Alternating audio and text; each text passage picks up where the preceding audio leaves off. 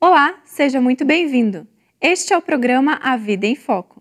A sociedade tem muitas perguntas. O Espiritismo tem respostas para os desafios da existência humana.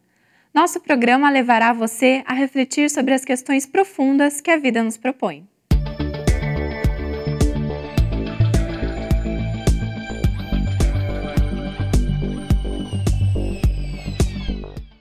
A mágoa é causa de enfermidades? O que leva as pessoas a conservarem mágoas, já que é sabido que elas são fontes perturbadoras da paz? Estas e outras perguntas serão respondidas na entrevista de hoje, que tem por tema o desafio de superar uma mágoa. Acompanhe também no programa A Vida em Foco, curiosidades, crônica, o Espiritismo esclarece e, por último, a presença de Haroldo Dutra Dias, no quadro As Pérolas do Evangelho. Você é nosso convidado especial. Fique conosco! Acompanhe a crônica da semana. Afinal de contas, o estresse é nosso adversário ou nosso amigo? Vamos pensar juntos. Imaginemos um engenheiro que recebe a missão de calcular a estrutura de um prédio para que ele fique em pé, funcionando direitinho. Ele estuda a força dos ventos, o peso das pessoas, o peso do próprio prédio, dos móveis, equipamentos que estarão sobre ele e, dependendo da região, analisa terremotos, alagamentos, deslizamentos de terra, tornados, furacões. Depois de tudo isso, ele define a estrutura ideal que irá suportar todas essas forças. O prédio estará debaixo do peso de muitas forças que sobre ele atuam. O que seria mais fácil para o engenheiro? Acabar com o vento, com a chuva, com os terremotos, com o peso das pessoas, projetando um edifício de palha, sem muito esforço, ou estudar minuciosamente os recursos que estão à sua disposição para projetar um edifício capaz de aguentar tudo isso? Esse conjunto de forças gera sobre o prédio um estado de tensão ou pressão. A palavra tensão, na língua inglesa, é conhecida como estresse. Com o tempo, sofreu um aportuguesamento e virou estresse. Considere agora que você é um engenheiro da sua própria felicidade. Todos os dias, nós somos desafiados pelos tsunamis da morte, pelos maremotos das doenças, pelos furacões das traições e deslealdades, pela chuva de conflitos familiares ou profissionais. Como engenheiro, o que é mais inteligente fazer? Acabar com a morte? Controlar os outros, esperando que eles mudem o comportamento? Evitar os relacionamentos? Deixar de cumprir com os deveres diários? Ou investir na estrutura do seu edifício emocional para suportar essas forças inevitáveis? Agora eu pergunto a você, o estresse é seu amigo ou adversário? O estresse é necessário, pois sem ele não há como crescer. Em vez de simplesmente evitá-lo, o que parece ser uma tarefa impossível, procure investir mais nos pilares do seu edifício emocional. Como anda a sua relação familiar? Como você tem cultivado o tesouro da amizade sincera? Tem exercitado a sua fé, a sua esperança? Tem cultivado bons pensamentos? Quantas vezes você tem parado para orar e agradecer? Como você está usando o seu tempo? Tenha uma boa semana. Confira o quadro de entrevistas com o tema O Desafio de Superar uma Mágoa.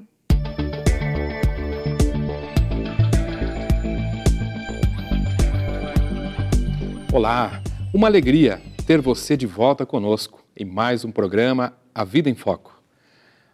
Na nossa conversa de hoje, no nosso bate-papo de hoje, temos a presença de Marcelo Garcia Collen, médico, graduado pela Universidade Federal do Paraná, com mestrado em epidemiologia pela Universidade Federal do Rio Grande do Sul. Bastante jovem ainda, Marcelo fundou a Sociedade Espírita Laços Fraternos em Curitiba, self.org.br. Marcelo? Olá, muito obrigado por estar aqui novamente. Tudo bem, Marcelo. Todos vivemos em sociedade, todos vivemos relacionamentos, e relacionamentos geram, naturalmente, demandas, geram atritos. Muitos relacionamentos produzem mágoa. E hoje o nosso tema é o desafio de superar a mágoa. Eu gostaria de começar perguntando para você, Marcelo. Claro, a sua experiência como médico, a sua experiência como espírita militante já há alguns anos. Qual o papel da mágoa e do perdão na saúde emocional das pessoas? Nós estamos aí trabalhando com as duas antíteses, né? Tese e antítese. A mágoa, ela afeta profundamente a saúde emocional de qualquer pessoa. Aquelas pessoas que a gente já vê que andam, parece que arrastam aquela nuvem negra, que estão sempre com alguma coisa em torno delas, que são amarguradas mesmo com a vida, frequentemente vão ter esse seu estado emocional ligado ao acúmulo de mágoas. As mágoas parece que vão pesando sobre os ombros e elas vão assim arrastando cada vez mais. Como você disse bem, uma vez que a gente vive em sociedade, não tem como não enfrentar conflitos. E nos conflitos sobram mágoas. Então, do outro lado, nós vamos ter aquelas pessoas que têm muita capacidade de perdoar, que superam essas dificuldades, superam esses entreveros, e são pessoas que geralmente andam com mais leveza pela vida. Às vezes é um erro nosso achar que as pessoas que têm mais leveza são aquelas que não passaram por problemas. Não, me parece que as pessoas que vivem mais leves são aquelas que aprenderam a superar as suas mágoas e seguir em frente, apesar das dificuldades. E essa é a grande diferença. Aqueles que se apegam às suas mágoas vivem amargurados. Aqueles que conseguem se livrar, se libertar das suas mágoas, parecem que vivem com mais alegria, mais despertos, mais coloridos com a sua vida. Entendi, Marcelo. Bom, naturalmente você é médico e na sua experiência profissional já observou muita coisa, né? Porque você atende pessoas todos os dias. Existe impacto também na saúde física do indivíduo? A nossa saúde física é um reflexo de como nós estamos espiritualmente, como nós estamos emocionalmente. Alguns autores, um tempo atrás, começaram a tentar traçar alguns padrões. Então, por exemplo, eles disseram que tem pessoas que têm personalidade do tipo A. O que é uma personalidade do tipo A? É aquela pessoa explosiva, aquela pessoa agressiva, aquela pessoa altamente competitiva, aquela pessoa que não leva nada para casa. E tem do outro lado algumas pessoas que teriam uma personalidade do tipo B, que são aquelas que são introspectivas, que guardam tudo, que são muito sensíveis, que com qualquer coisa se afetam. E tentaram ligar isso a algumas doenças. Os estudos não são muito conclusivos, mas eu acho que a gente pode afirmar com certa tranquilidade que as pessoas que têm essa personalidade mais de guardar mágoa, elas vão manifestar muitas doenças autoimunes, aquelas doenças imunológicas, que na verdade são o efeito do organismo atacando a ele mesmo. Parece que no corpo acontece um reflexo do que está acontecendo na emoção. A pessoa está brigando com aquele sentimento e o corpo começa a entrar em guerra com ele mesmo. Além dessa ideia das doenças autoimunes, também é comum a gente ver em pessoas que carregam esse pesado fardo da mágoa, desenvolverem doenças crônicas como os tumores, os cânceres, esses desenvolvimentos anômalos dentro deles que talvez mostrem que eles estão realmente guardando alguma coisa que está ganhando espaço. Tem estudos sobre isso aí? Tem estudos que mostram essa tendência que as pessoas têm, assim como muitas vezes as pessoas se recuperarem de algumas dessas doenças quando elas conseguem liberar algumas dessas mágoas. Então tem alguns autores que estudam basicamente o perdão, como a doutora Robin Kazarian, o Dr. Fred Luskin nos Estados Unidos e outros por todos os lugares. O Dr. Fred Luskin fez um estudo muito interessante. Ele pegou pessoas que tinham passado pela perseguição religiosa lá na Irlanda. Então as pessoas guardavam grandes mágoas que, pelas suas diferenças religiosas, tinham tido a sua família assassinada, tinham perdido o seu posto de trabalho, tinham perdido praticamente tudo na vida. Ele começou a fazer um grupo com essas pessoas e trabalhar o perdão, ver se eles conseguiam superar, deixar para trás essas coisas. E ele viu resultados fantásticos. Pessoas que saíram dos antipertensivos, diabetes controlada, pessoas que deixaram antidepressivos, pessoas que superaram grandes doenças suas a partir do seu trabalho de perdão. Entendi. Então, perdoar é algo positivo pelo que você está falando aí, né? Se é algo tão positivo assim, por que as pessoas não fazem? Essa é a pergunta, porque a gente diz, deixe para trás essa mágoa.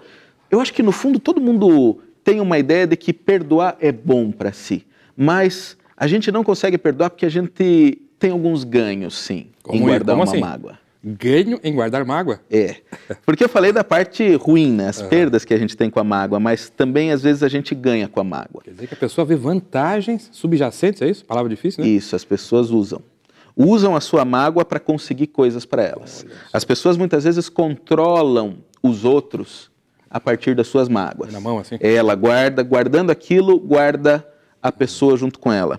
As pessoas às vezes assumem um certo controle sobre a sua vida e sobre situações. As pessoas podem querer justificar determinados comportamentos que ela tem, e é cômodo daí se asilar naquela mágoa. Não, eu sou assim porque afinal de contas o mundo foi muito ruim comigo, as pessoas foram muito injustas, porque o meu pai fez isso, minha mãe deixou de fazer aquilo. Isso tem muito no consultório, Marcelo, nos atendimentos? Mas não só no consultório, como na rua. Se você conversa um pouquinho mais com a pessoa, mas é fácil de trazer esses Culpa assuntos. dos pais, culpa do governo que não me ajuda, culpa dos impostos, das faltas de oportunidade, porque tem um anjo mau contra mim, e todas essas crenças que as pessoas vão trazer. Aquilo que você falou ali anteriormente, de colocar na mão, acontece às vezes nas relações, né, de casamento. Lembra aquilo que você fez para mim, que você pisou na bola um dia, e vão levando isso aí 20, 30 anos às vezes. E às vezes até filhos contra os pais, mas você que me esqueceu na escola, agora vai querer me dizer isso, vai querer me cobrar alguma coisa ou algo assim. Então isso é uma coisa que afeta profundamente a dinâmica dos relacionamentos. E a vantagem nesse caso é controlar outra pessoa? Sim. Daí eu consigo, usando isso contra você, o que acontece? Se eu me livrar dessa mágoa, se eu realmente te perdoar, como é que eu vou conseguir te justificar alguns desses comportamentos? Então eu seguro isso para poder usar contra você num outro momento. Então tem pessoas que são colecionadores de figurinhas. Elas ficam o tempo todo marcando e guardando e não perdem oportunidade de lembrar o outro que elas fizeram, que elas deixaram de fazer, que possa ter magoado de alguma maneira, o mal que eles possam ter feito. De onde que vem isso, Marcelo? Essa necessidade do indivíduo ser a vítima em todo momento? O que faz isso? É claro que não é uma coisa só, né, de um lado só. Pode ter aí, sim, uma tendência das pessoas até à autodestruição. As pessoas, às vezes, nascem com esse perfil de pessoas perdedoras, né? Pessoas que nada dá certo na vida. Lembra aquele personagem que tem dos desenhos animados, que dizia, ó vida, ó azar, e algumas pessoas querem carregar a vida assim, e por isso elas colecionam as mágoas para poder confirmar aquela posição que elas estão naquele momento, aquela ideia de que elas são de alguma maneira perseguidas. Isso ajuda, é claro, a acobertar algumas das minhas falhas. Então a pessoa, no fundo, pode ser muito vaidosa. Então ela já guarda várias justificativas para suas falhas que ela possa usar oportunamente. Ok, Marcelo, a gente, depois do intervalo, continua com essa conversa, bastante interessante.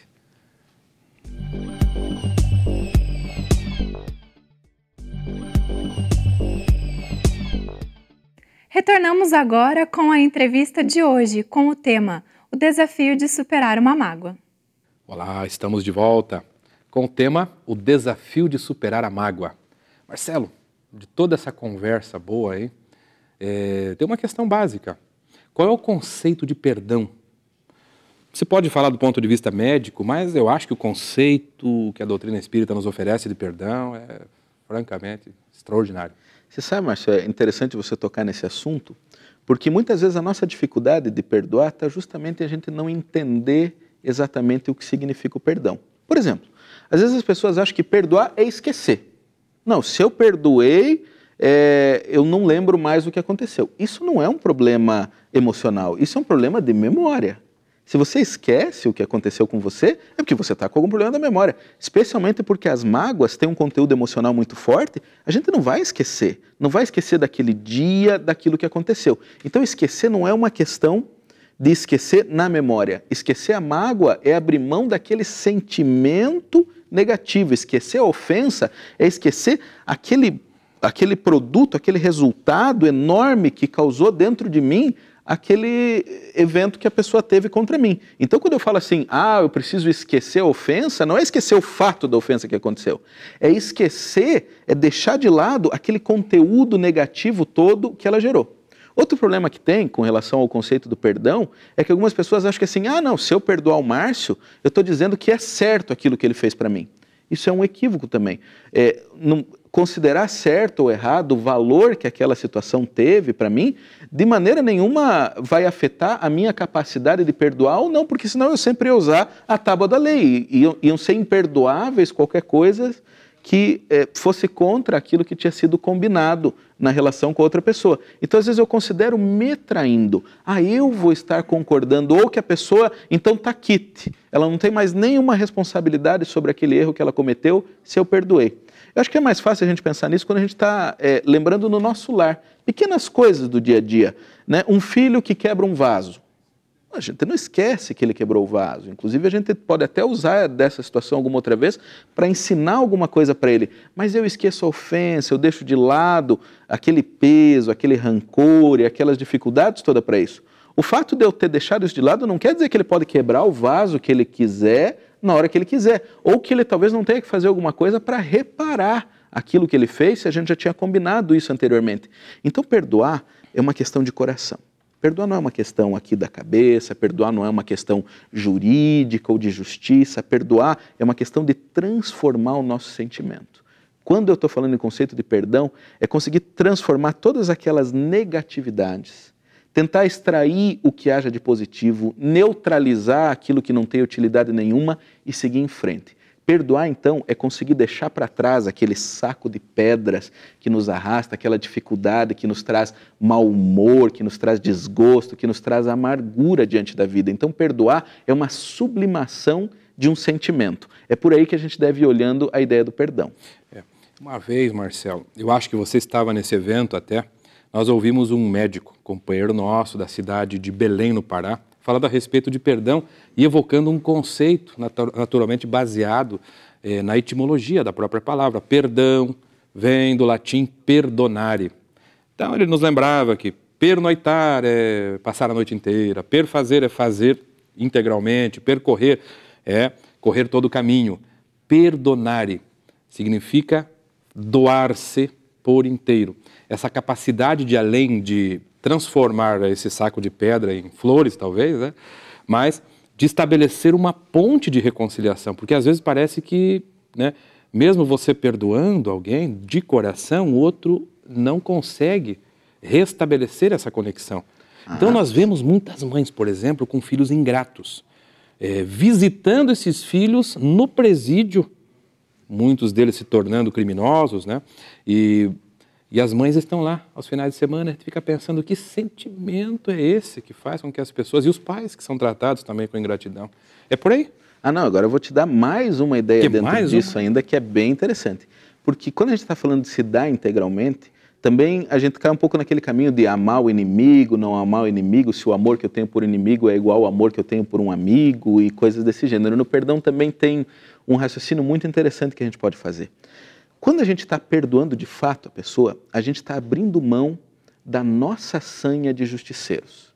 Quando eu estou perdoando a pessoa, eu estou dizendo assim, não vou ser eu que eu vou te cobrar. Então, no fundo das contas, quando eu consigo de fato perdoar uma pessoa, partindo do pressuposto que nós já falamos, que eu não estou concordando com o que ela fez, que eu não estou achando que é certo, que eu não estou liberando ela do erro, na verdade, eu estou entregando isso nas mãos de Deus. Então, a pessoa, para conseguir perdoar, ela tem que ser capaz de sair do mundo, às vezes mesquinho, egoísta. Está percebendo? Às vezes a pessoa que guarda a mágoa, ela é egoísta. Ela acha que ela que teve todo o seu direito ofendido e que ela que vai buscar a reparação. Não. Para eu conseguir sair desse circuito, eu tenho que colocar Deus, a providência divina, a justiça divina dentro dessa roda. Então, quando eu perdoo, eu estou admitindo que Deus sabe o que vai acontecer. Se tiver que acontecer uma cobrança, vai ser feita. Se não tiver, também vai ser. Porque daí eu não preciso ficar eu contando se Deus está cobrando ou não. Porque tem algumas pessoas que dizem, tudo bem, eu vou deixar Deus, mas eu vou ficar observando se Deus vai cobrar mesmo dessa pessoa ou não aquilo. Então, eu abro mão disso. Né? Eu coloco nas mãos de Deus. Isso serve para muitas coisas na nossa vida, né? A gente colocar as consequências das nossas ações nas mãos de Deus, essa entrega, que é no fundo o significado da fé mesmo, de se deixar conduzir por Deus. Então eu coloco em Deus as cobranças, como eu coloco em Deus as felicitações para a vida dos outros e para a minha própria vida. E daí eu queria chamar, quando a gente está falando em perdão, também a ideia da oração dominical, né? Perdoa, Pai, à medida que eu perdoo. Você vê que interessante que essa é uma conversa que a gente faz com aquele Deus que tem dentro de cada um de nós. À medida que eu vou perdoando, eu vou recebendo perdão. E daí nós temos uma sobreposição interessante entre rancor e culpa. Certamente que a culpa vai ser um mote para um outro programa nosso. Mas à medida que eu vou me liberando da mágoa, eu também consigo me liberar da culpa. Se eu consigo perdoar o outro mal que me fez, eu consigo também começar a me perdoar pelos males que eu fiz. Isso tudo está nesse caminho da entrega a Deus. Muito bem, Marcelo, deixo para você as considerações finais, né? Me ficou aí também clara a ideia de que o indivíduo que não perdoa revela uma rebeldia, uma revolta em relação a Deus. E que também um sistema de crenças faz muita diferença nessa hora. Faz muita diferença. Eu acho que só realmente aqueles que se alicerçam na fé, aqueles que estão em paz de consciência com Deus e consigo mesmo, é que conseguem perdoar e superar esses grandes obstáculos do caminho. Valeu, Marcelo, muito obrigado. O tempo é limitado. Seguramente nós vamos retornar aos temas que ficaram aí pendurados, né? Culpa, arrependimento. Muito obrigado a você que nos acompanhou nesses minutos. Se você tiver dúvidas, sugestões, críticas, propostas de temas, contato@vidaemfoco.com.br, porque a sociedade tem muitas perguntas e o Espiritismo tem respostas profundas para a solução dos nossos diversos conflitos. Acompanhe o quadro O Espiritismo Esclarece. Tenho certeza que esta também é sua dúvida. Alguém me perguntou: devem os filhos proteger os pais? Respondo à luz da doutrina espírita: sem dúvida nenhuma. É natural que nós pensamos de modo sinérgico nesse processo. Por quê? Porque não deixamos de ser espíritos e os filhos que os pais recebem no lar, é natural que deles se ocupem nos primeiros estágios da vida, porque os pais são os educadores natos e devem levar os filhos neste processo de educação, de sustento, de proteção, até que eles adquirem a fase adulta e possam conduzir a sua vida de acordo com as suas possibilidades.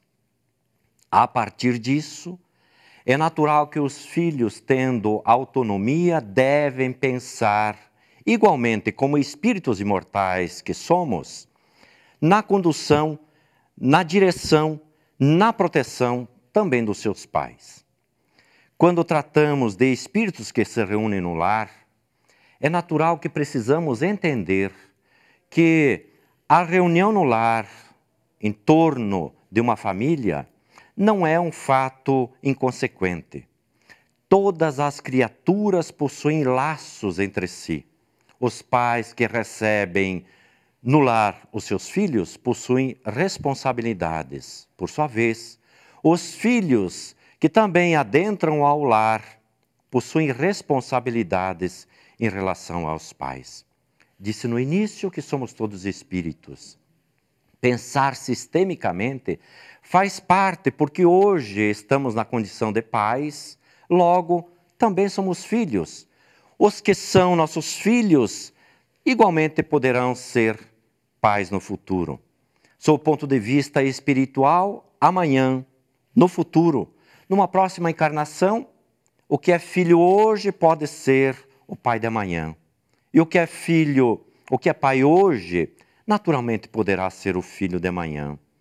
Então, sob esse aspecto de que somos almas imortais e que nos encontramos não só sob o ponto de vista da hereditariedade do corpo, mas estabelecendo laços que se fundem sob a ótica espiritual, ambos, pais e filhos, uns devem cuidar dos outros. Sobretudo os filhos, quando os pais adquirem idade elevada, deles é natural que precisem da atenção dos filhos. Pense nisso. Ótima semana. Agora, na presença de Haroldo Dutra Dias, as Pérolas do Evangelho. Olá, pessoal. Bem-vindos a mais um episódio do programa Pérolas do Evangelho. No episódio anterior, nós comentávamos sobre uma expressão bastante curiosa nos Evangelhos: Reino de Deus. E hoje, dando sequência ao tema, nós falaremos sobre outra expressão também ligada a Reino de Deus, ou Reino dos Céus. porque reino dos céus e reino de Deus são expressões sinônimas. Deus era visto como puramente espiritual e o seu governo como um governo puramente espiritual. Daí a referência ao reino dos céus, um reino que não era da terra, que não possuía os elementos materiais.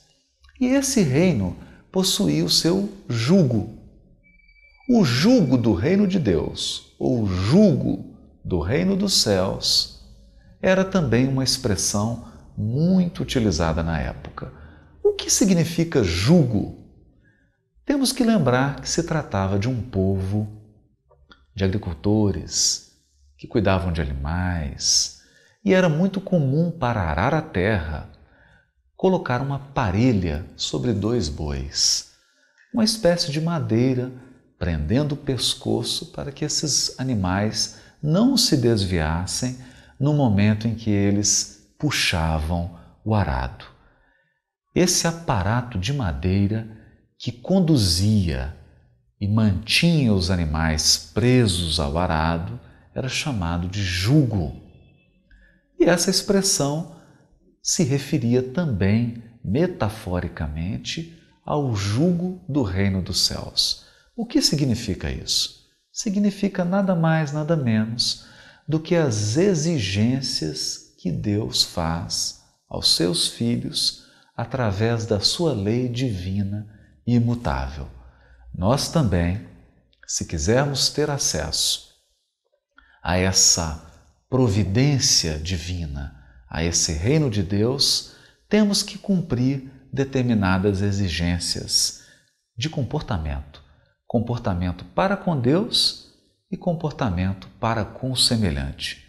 O conjunto desses comportamentos exigidos era conhecido na época como jugo do reino dos céus ou jugo do reino de Deus. E há então uma expressão que se tornou muito conhecida, que é aquela quando Jesus diz: o meu jugo é suave, o meu fardo é leve.